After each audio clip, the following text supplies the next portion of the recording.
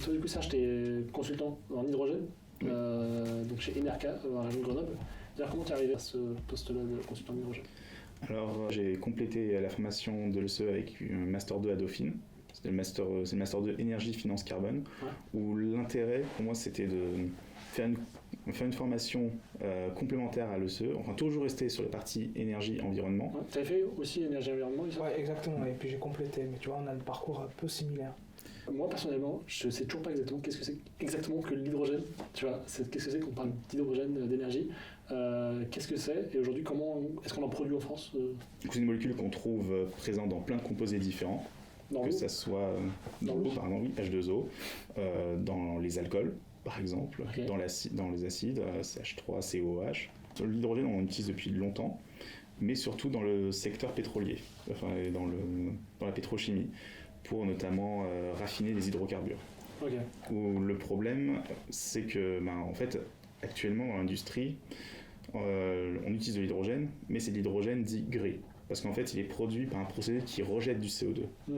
En gros, le procédé qui est majoritairement utilisé aujourd'hui pour produire de l'hydrogène, c'est du vaporeformage, avec ce qu'on appelle des unités SMR.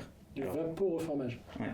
Alors, SMR, je vais une parenthèse, c'est pas Small Molecular Reactor, mais dans l'hydrogène, on appelle ça le Steam Methane Reforming. Mais en gros, tu prends du méthane, du CH4, tu mets en présence d'oxygène, tu fais chauffer à haute température, ça casse toutes les molécules. Donc CH4 et H2.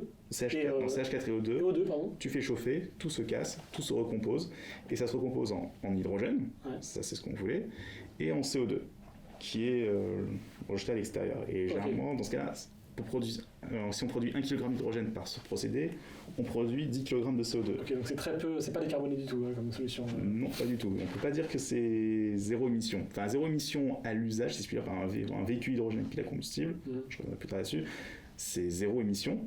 Par contre, si on prend en compte comment on a produit cet hydrogène, si c'est par vaporeformage, c'est pas... C'est pour ça qu'on appelle l'hydrogène gris, du coup. Voilà. Et tout l'intérêt, du coup, c'est maintenant, on a plein d'unités de production d'hydrogène pour divers usages. Et le double enjeu, c'est d'une part de décarboner cet hydrogène et d'autre part de développer certains de ces usages, notamment la partie mobilité. Sur la partie décarbonation, tu as plusieurs techniques qui existent. Alors, soit tu continues d'utiliser le vaporeformage, mais tu mets en place une unité CCS, Carbon Capture and Storage, où c'est pas un procédé qui est encore très répandu, c'est encore assez expérimental, même s'il y a des projets qui sont en cours de phase démonstrateur. On a la technologie, on l'expérimente. Donc le but c'est de capter le carbone. Voilà, c'est le CO2 qui est rejeté, on en capte une partie. Il n'y a aucune technologie à ma connaissance qui arrive à capter tout le CO2. Néanmoins, peut-être qu'on peut s'en servir dans un premier temps comme solution transitoire, avant d'aller sur une autre solution qui est de produire de l'hydrogène par électrolyse. Par exemple, on parlait tout à l'heure de l'H2O. En fait, le principe de l'électrolyse, c'est que tu prends, pour schématiser, c'est bien plus complexe que ça, mais pour schématiser, tu prends une cuve d'eau, tu mets tes électrodes, donc du coup, sur l'action du courant électrique, ça se décompose, enfin les molécules se décomposent, encore, et là ça fait de l'hydrogène, de l'oxygène. L'oxygène, là en façon plus, c'est pas dangereux pour l'atmosphère. Donc du coup, il y a des intérêts économiques, si tu veux, par exemple, dans le secteur pharmaceutique, dans d'autres trucs, mais c'est pas économiquement rentable de le stocker, de le réutiliser, donc généralement c'est jeté. Et par contre, l'hydrogène, lui, on le garde, on le stocke. Et tout ce qu'on a besoin, c'est d'électricité, d'eau. Voilà. Du coup, l'intérêt de l'électrolyse, c'est que ça dégage pas de CO2. Et donc du coup, si derrière l'électricité utilisée est décarbonée, ou avec un kilogramme de CO2 par kilowattheure très faible, derrière tu peux avoir un hydrogène qui est très faiblement carboné, moins que du vaporeformage avec CCS par exemple. Donc vaporeformage, on appelle ça de l'hydrogène gris. Voilà. L'hydrogène par électrolyse, on appelle ça comment? Alors, tout dépend de l'électricité utilisée derrière.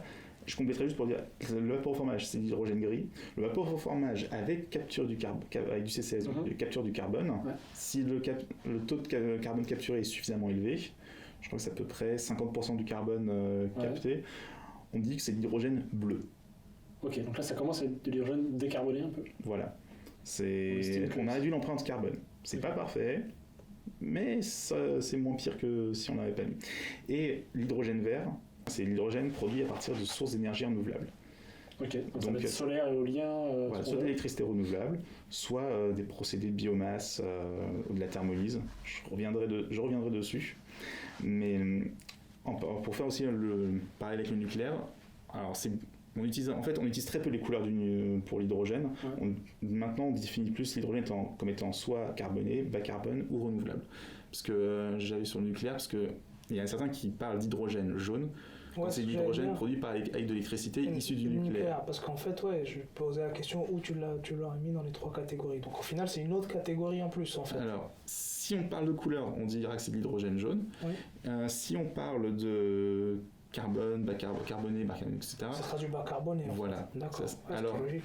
en fait, ça va dépendre parce qu'il y a encore des discussions au niveau de la législation au niveau européen pour dire à partir de combien de grammes de CO2 par kilowattheure on peut considérer que l'hydrogène est bas carbone ou carboné. Et du coup, c'est vrai que c'est quelque chose qui a été aussi répété par le gouvernement dans le plan 2030, là, encore une fois. Ils ont beaucoup parlé de ça, du fait que la France, on aurait cette chance d'avoir du nucléaire, parce qu'on a besoin beaucoup d'électricité pour faire de l'électrolyse, et de l'électricité décarbonée, et du coup, peut-être du nucléaire. Et c'est peut-être une chance qu'on aurait aussi pour produire. Tu estimes que c'est une chance Une chance qu'on ait du nucléaire. Autant de nucléaire. Alors, il y a d'autres manières d'en produire. Alors, il y a d'autres manières d'en produire, mais je pense qu'à court terme et moyen terme, de toute façon, on va avoir besoin du nucléaire. Actuellement, les projets, quand il y en a des taux de subvention, pour avoir des taux de retour sur investissement acceptables, le taux de retour sur investissement, c'est de se dire combien est-ce que je dépense et combien est-ce que je gagnerai à la fin, quand je suis un investisseur. Donc, plus le taux de retour sur investissement, le TRI, est élevé, plus ça va être rentable. Par exemple, si on a un TRI de, mettons, 17%, ça veut dire que j'ai donné 100 € et à la fin, je récupère 117 à la fin du projet. Et le truc, c'est qu'avec les projets hydrogène, pour avoir des TRI qu'on juge acceptables, même du 8-10%, on a besoin de taux de subvention. Parce que les prix, les CAPEX, les OPEX sont tellement chers que même et en ayant un prix de vente du coup relativement encore acceptable, généralement on vise pour qu'un projet soit rentable pour l'investisseur et qu'il soit acceptable pour l'utilisateur, on va sur des prix de vente de l'hydrogène de 10 € du kilo. Pour donner un exemple sur de la mobilité, par exemple, en gros ça fait qu'une voiture qui fait 500 km, elle a besoin de 5-6 kg d'hydrogène, et ça lui fait à peu près 50-60 € le plein. Un véhicule hydrogène, soit c'est un véhicule électrique, soit c'est un véhicule thermique. Tu as deux possibilités. La seule différence, c'est que dans un véhicule électrique hydrogène, tu mets une pile à combustible et un réservoir de stockage. Dans le réservoir de stockage, c'est là où tu mets ton hydrogène. Okay, donc la pile à combustible va transformer l'hydrogène en électricité. Voilà. On parlait tout à l'heure de la réaction d'électrolyse. La pile à combustible, c'est l'inverse. Ça prend ton hydrogène, ça prend l'oxygène de l'air, ça les fait réagir. Et du coup, la réaction, ça produit de l'eau, mais surtout de l'électricité. C'est pour ça qu'on dit que les véhicules hydrogène, les véhicules électriques hydrogène, ne rejettent que de l'eau. Ok, c'est-à-dire qu'ils rejettent vraiment des gouttes Ah oui, il y a des gouttes qui ressortent. Moi j'ai entendu parler d'un rendement qui était assez faible entre le moment où on produisait, qu'on pratiquait notre électricité, qu'on la transformait en hydrogène, puis ensuite qu'on la retransformait en électricité à travers la pile à combustible. À la fois la pile à combustible et à la fois l'électrolyse, il y avait un rendement qui était assez faible. Je pense que tu perds un peu en rendement. Non entre l'électricité de base et l'énergie qu'on sort dans les roues de la voiture, on perdait 75%. Même si tu... T'as beaucoup de pertes parce qu'en fait, du coup, si on prend la chaîne globale, et c'est le reproche qu'on fait à la chaîne le rendement de la chaîne hydrogène par rapport à la chaîne électrique batterie, c'est que en comparant juste sur les aspects qui sont comparables, c'est que pour la batterie, par exemple, tu as ton électricité, elle est mise dans la batterie, puis elle est restituée, et le rendement est à peu près 95%, voire 98%. Enfin, il y a quasiment aucune perte par le stockage batterie. Ça dépend le temps qu'on le laisse dans la batterie, je pense. Aussi. Ça, c'est un autre point sur lequel je reviendrai pour l'hydrogène. Là, son avantage, c'est pour être stocké sur du très long terme, avec quasiment aucune perte. Parce que la durée de vie d'une batterie, par contre, là, il y a une durée de vie du véhicule associé, quoi. On parle de la durée en fait, imagine que ta batterie ou ton réservoir hydrogène, c'est des contenants dans lesquels tu mets ton électricité, ton énergie. La batterie, il va y avoir des fuites avec le temps, elle va s'auto-décharger. Et ce qui fait que, par exemple, si tu viens 3 mois après, tu cherches un véhicule à 100%, tu reviens 3 mois après, la batterie ne sera pas à 100%. D'accord. il y a le phénomène d'autodécharge. Tandis qu'avec de l'hydrogène, si tu prends une cuve de stockage, enfin un réservoir de stockage d'hydrogène par exemple d'un véhicule, que tu reviennes quelques jours après, des mois ou des années après, il n'y a aucune perte. Il n'y a aucune perte, voilà. C'est pour ça que tu parlais d'étanchéité aussi. D'accord. On a cet avantage d'avoir peu de pertes dans le temps, dans le stockage, contrairement à des batteries. Mais c'est dur à produire. Enfin, c'est dur à produire. Le rendement est faible, quoi. Voilà. On peut dire à peu près 65% de rendement sur la partie production d'hydrogène, électrique à hydrogène. Cet hydrogène, il faut le comprimer à très haute pression. Parce que ce que je n'ai pas dit dans le réservoir de stockage, c'est que pour la voiture, il est à 700 bars. C'est énorme, 700 bars, on se rend pas compte, mais c'est quelque chose... En gros, c'est à peu près la pression qu'il y a à 7000 mètres de profondeur. Ouais, c'est énorme. Ok. Et pour revenir au rendement, voilà. On s'éloigne un peu de la question du rendement. C'est une question qui me taraude parce que c'est vrai qu'aujourd'hui on parle beaucoup d'hydrogène, tout ça, mais il y a quand même cette histoire de rendement où on se dit on perd 75%. Aujourd'hui, avec les technologies actuelles, on perd approximativement 75%. Ça paraît énorme. C'est quelque chose qui m'a amené à évoluer avec la recherche ou... Alors oui, il y a des travaux de recherche qui sont faits pour optimiser les différents rendements. Parce qu'en fait, le rendement global de 75% de perte, c'est dû au fait qu'il y a des pertes par-ci, des pertes par-là. Il y a la perte au niveau de la production d'hydrogène par électrolyse, environ 65% de rendement. Après, il faut comprimer cet hydrogène, parce qu'en sortie, il est à peu près à 10-20 bars. Donc il faut le comprimer à 350 ou 700 bars. Peut-être là, environ 85% de rendement, on va dire, pour aller jusqu'à 700 bars. Ouais. Donc rien qu'avec ça, juste pour produire cet hydrogène et le rendre utilisable tant que tel, tu as à peu près 50% de rendement, si tu cumules les deux. Ensuite, le rendement de la pile à combustible, il est de 50%. Donc, au global, 50 x 50, le pire rendement, c'est dans la chaîne, c'est la pile à combustible. Oui, mais alors c'est le pire rendement. En fait, tout dépend de comment tu l'utilises, parce que quand tu utilises la pile à combustible, ça va produire de l'électricité. Donc tu vas avoir 50% d'électricité, 50% de chaleur. Mais imaginons que tu aies besoin de chauffage, que tu es en hiver. C'est plus vraiment une perte. Hein. Là où, par exemple, avec un véhicule batterie, alors d'une part, on va consommer beaucoup d'énergie dans la batterie pour faire le chauffage. Donc, si on l'utilise en tant que chauffage, on peut considérer que c'est pas de l'énergie perdue. Voilà. Bon, après, si tu es dans un pays chaud où il fait 50 degrés, son chauffage, c'est pas ce qui t'intéresse. Mais pays chaud, il y a aussi un autre problème, moi j'ai vu, c'est que c'était l'histoire de la ressource en eau. En eau. Oui.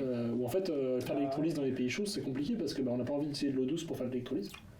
Va se poser la question boire ou produire de l'hydrogène ou faire de l'extraction de l'hydrogène. Il va y avoir vraiment un gros problème, je pense, dans les années à venir sur la ressource hydrique, parce que pour donner un ordre d'idée, il faut 15 litres d'eau pour produire 1 kg d'hydrogène. En comptant l'eau utilisée pour la décomposer en hydrogène et l'eau utilisée aussi dans les circuits de refroidissement. Mais du coup, pour revenir sur la production, j'ai lu qu'il y a d'un rapport de je ne sais plus quelle organisation française qui disait que l'année dernière, on a produit 1 million à peu près de tonnes d'hydrogène, mais qu'il n'y avait que 5%, voire moins de 5%, qui étaient verts, donc qui étaient renouvelables ou bas carbone. Oui, parce qu'actuellement, la technique la plus utilisée, pour des raisons économiques, c'est le vaporoformage. À peu près 95%. Donc 95% de l'hydrogène produit en France aujourd'hui, c'est du gris. Voilà. Parce que les coûts de production, en gros, ça te coûte à peu près... le prix de vente de cet hydrogène, c'est à peu près 1-2 euros du kilo. Quand tu compares à l'électrolyse avec de l'électricité renouvelable et en plus avec des subventions, ça permet d'avoir un prix de vente moins élevé, c'est à 10 euros du kilo. Donc quand tu es un industriel et que, en plus en partant de crise, tu te dis tu as moins de revenus, etc., tu te dis tu vas sur la solution la plus économique. Donc le vaporoformage. Malheureusement, après c'est l'économie qui prime. Voilà. Aujourd'hui, toutes les mobilités ou toute l'industrie qui fonctionne à l'hydrogène, c'est du carboné. Alors l'industrie fonctionne sur l'hydrogène carboné en grande partie. La mobilité, ça s'est développé assez récemment et ça va sur de l'hydrogène renouvelable. Parce qu'en gros, vu le prix des véhicules, comparé à leurs homologues diesel, essence ou même batterie, voilà, que ce soit thermique ou batterie, 100% batterie, vu que ça coûte cher, il y a besoin de subventions. Les appels à projets où tu peux avoir des subventions, notamment l'ADEME ou les régions, elles disent on subventionne par exemple les usages, mais que si la production on subventionne des écosystèmes complets, donc il faut qu'il y ait production, distribution et usage, et donc du coup on s'assure que les deux montent en même temps. On ne fait pas comme l'approche allemande au départ, ça a été on met plein de stations de distribution et on se dit les gens maintenant qu'il y a des stations, ils vont prendre des voitures. Ah non, il n'y a pas eu. c'était un énorme bide. J'ai encore regardé la question de Macron hier. Il a dit, pour son plan France 2030, on veut produire de l'hydrogène vert. Il y avait écrit hydrogène vert en gros sur un panneau, et il parlait de le produire avec de l'énergie nucléaire. Donc il y a, tu vois, il y a, Après, parce qu'on Comment considère... ça on est mélange sur- un On petit va sur peu, le sujet un petit peu sensible. ouais. Parce que très honnêtement, est-ce que tu connais le principe des garanties d'origine? Non. Ok. Ça me parle pas. Non. Ok. Le principe des garanties d'origine, c'est que je prends de l'électricité sur le réseau.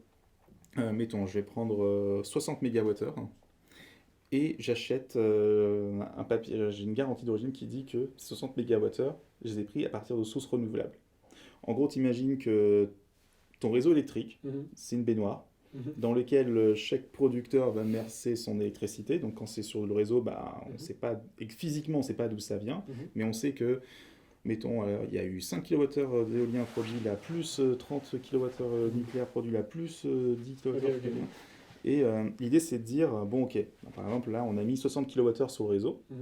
Euh, Derrière, ce que font les gens, c'est de dire, ok, ben moi sur les 60 kWh, je veux dire que j'ai pris que du renouvelable, Mhm. donc j'achète le droit de dire que c'est du renouvelable.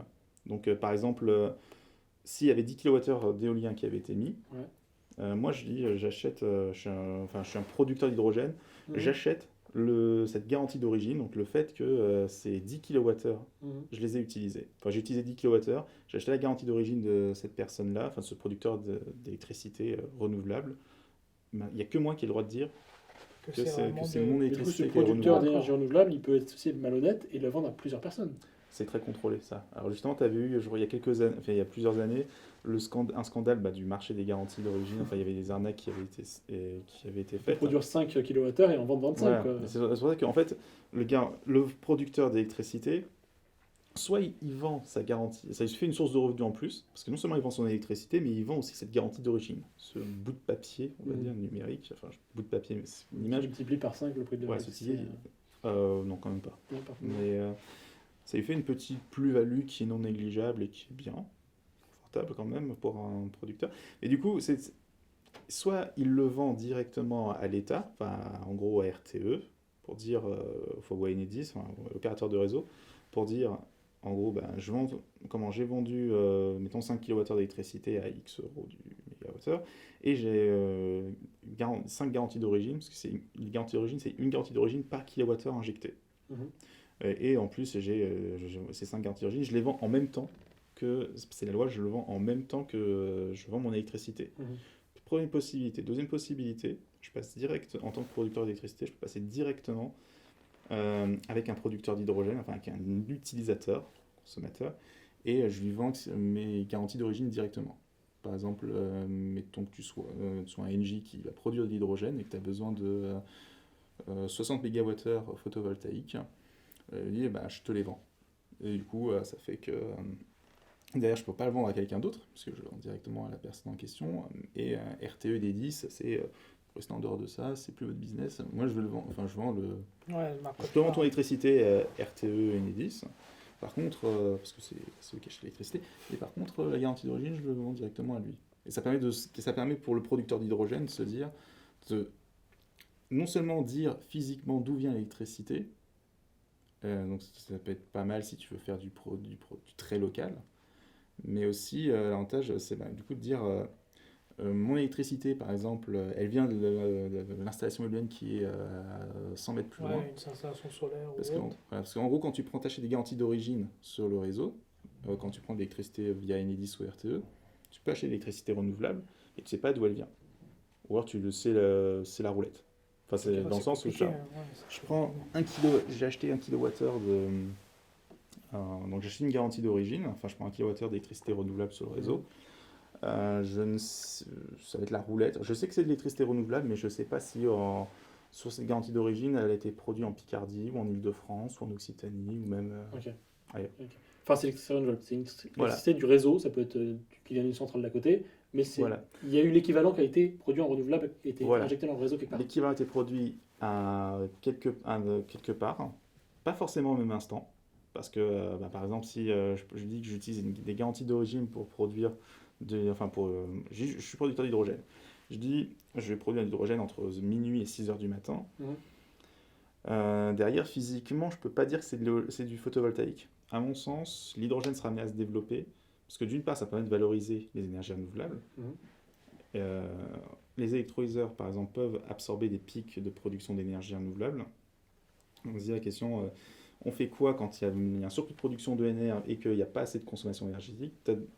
Une des possibilités, par exemple, c'est d'augmenter les consommations énergétiques.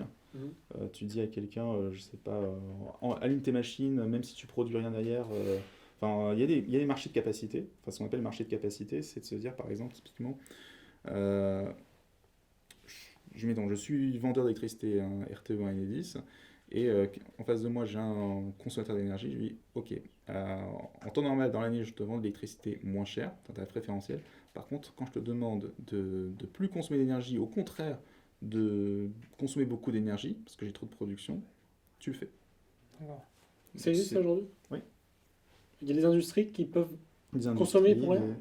Consommer pour rien, bah, consommer pour stabiliser le réseau. Parce qu'il faut toujours à chaque seconde, il faut en gros qu'il y ait autant de production d'énergie que de demande. Ok, on peux pas peut avoir trop de justement l'exporter production. comme on disait tout à l'heure dans les pays. Après, tu peux remettre Oui, tu peux. effectivement. Ou le stocker, ou je sais pas, Je il y a pense pas que des... ça mais doit à être une l'échelle proportion nationale, à pas dépasser en fait. Ok. Ouais, mais à l'échelle nationale, bah, mais si jamais tu la vends, enfin si physiquement tu l'envoies dans un autre pays, enfin ailleurs, il faut aussi que la personne elle les consomme physiquement derrière. Ouais, ok. On s'y Au-delà balade du la marché consommation, et faut du que quelqu'un statistique. consomme. Ouais, au-delà du marché global, se dire j'ai produit 60 kWh, ils ont été consommés par une personne, enfin mettons sur la journée, sur la semaine, sur le mois, il faut qu'à la seconde ça soit consommé aussi.